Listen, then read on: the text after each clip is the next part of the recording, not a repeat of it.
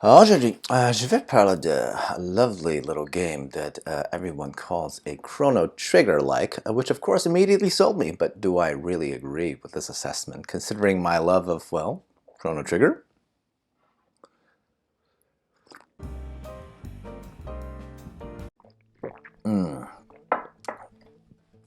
XenPuck. So as an old-timey gamer who actually did grow up playing the JRPGs of the SNES era, I have to say Chrono Trigger is definitely one of my all-time favorites in terms of art style, gameplay mechanics, storytelling, and general attention to detail, right?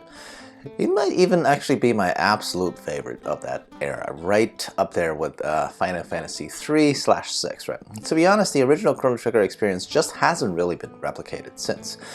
No, not even by its direct sequel, Chrono Cross, which I thought was more of a side story than a direct sequel, as it basically answers a single plot hole from the original game itself.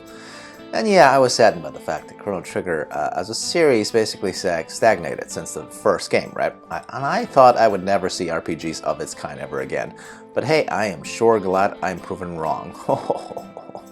Am I glad to be wrong on this one? Okay, God bless indie developers who presumably grew up with the same JRPGs that I loved, because late last year, this little gem of a game, Chained Echoes, released.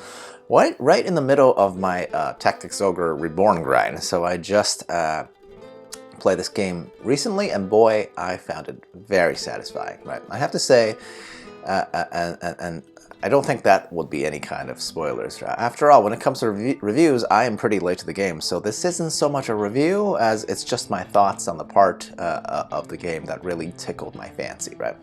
I'm already sold on it. If you like Chrono Trigger, you should definitely buy this game. Simple as that. Having said that, though, I don't mean to make it sound like Chain Echoes is just a straight-up clone of a 30-year-old relic.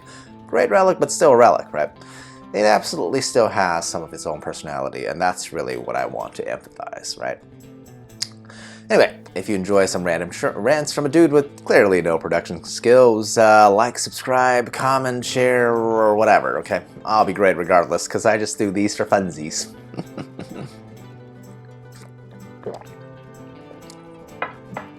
The first thing that really struck to me about Chained Echoes is that it's really quite a departure, not just from Chrono Trigger, but the RPGs might use, is that mildly darker tone of the general story and its characters. Oh boy.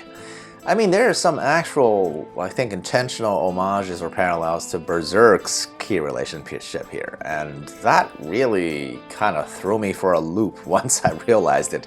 I mean, if you ever read the manga Berserk, the themes are really adult, okay? I think that was surprising, mostly because the original JRPGs of the, mid to late 90s era definitely stuck to some kind of invisible line that maybe a big corporation would have had for its own editorial team, right? But luckily, Chained Echoes is made by like a much smaller team, possibly, I think I read, possibly like primarily one person.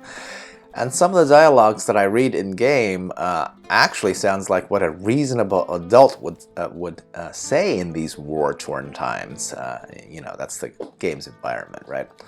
So no vanilla washing of war crimes here. Frankly, I find it very refreshing, right?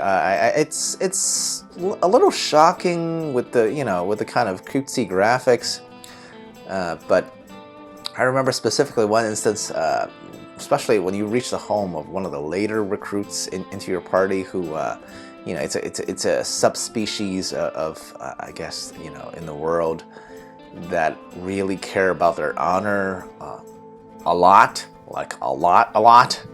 I was like, oh boy, no spoilers, but anyway. My point is, these characters tend to act according to their actual characterization rather than for plot convenience. And that detail in itself is just quite a worthy achievement, no matter what the size of the studio that makes these, okay?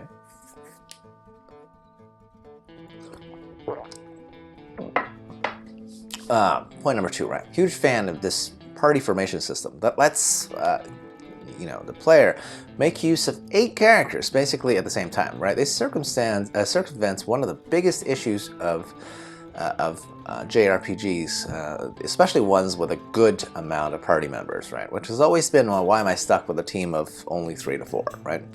This was actually a complaint, at least from my point of view, from the original Chrono games, right? The party size was limited to just 3.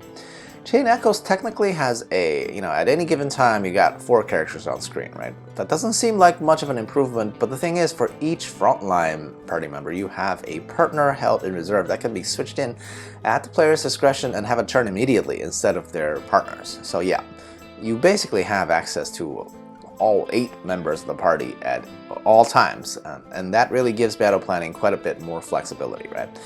I mean, so my example is that I enjoy having my most aggressively offensive foursome to start with, and then I'll switch in tanks, maybe additional healers if the battle drags, right? Or maybe a specialist for, stealing or devouring when needed. But having options as backups makes me feel like the majority of my party is actually, being useful instead of just my favorites. That's my starting lineup, right? I guess my complaint on this front could be, technically, I think you can get 12 whole characters, so there's still 4 sitting on the bench at any given time, but hey, you gotta have backups to the backups, right? So I think it's a good amount, but the total party members that are actually being used at the same time is vast improvement. Oh, finally, I'll just mention a few quirks that I really enjoyed about the combat itself, right? One of the unique things that I used to love about the Chrono Trigger games were the combo attacks, where multiple members of your party, of your 3-member party, could do an attack together. For some reason, JRPGs don't really do this style of attacks that often. I don't know why. So does Chain Echo have something like this? Actually, only kind of, but I'm into it, right? It's not a straight-up combo system that forces certain attacks to combine together into a special attacks, but there are quite a combination of skills that you can use that work way better together than separately, right? Mainly, some skills do bonus damage if other status effects or conditions are met, right? Thus making some character/skill combination work really well together to not just exploit but create weaknesses on your foes, right? This is different from Chrono Trigger, but I have to say it did grow on me for its flexibility. Oh, and totally tangent, I also love some of the simple animation flourishes, especially for the katana special moves, right? Just really delightful execution. Sometimes I forget that games of my use were actually quite limited in the actual amount of animation because, during the era they were made, memory was a real constraint, right? Unlike those OG games, even indie developers of today, sure, they're trying to imitate the same kind of like 16-bit 2D visual style, but these days they don't have to skimp on these little cosmetic flourishes that makes even a simple katana kind of drive look just so cool and satisfying. Bravo, developers. Apparently I don't need that much to be pleased. All I want is some special attacks that look cool, and I'm into it, okay? So in conclusion, I'm just filled with joy to have played Chain Echoes. It is no straight-up Chrono Trigger clone, right? But you can definitely feel the homage to that general era of gaming, right? I'm happy to say this won't even be the only Chrono clone I'll be playing this year. Okay, Sea of Stars is the other one I'm keeping my eyes on, but that one actually comes from, I would say, like a middling-sized studio, right? It's way larger than whoever made Chain Echoes, so the expectation levels are definitely a little different, right?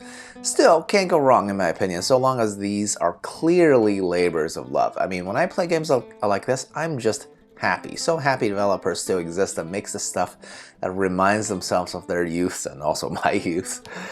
Which is extra awesome compared to the complete shit show that is, the mobile gaming whale chasing of a business model that modern gaming has turned into. I mean, that's a different run for a different day, but for games like this to exist, to be honest, I would happily pay twice what they're asking for, okay? That's how much I love it.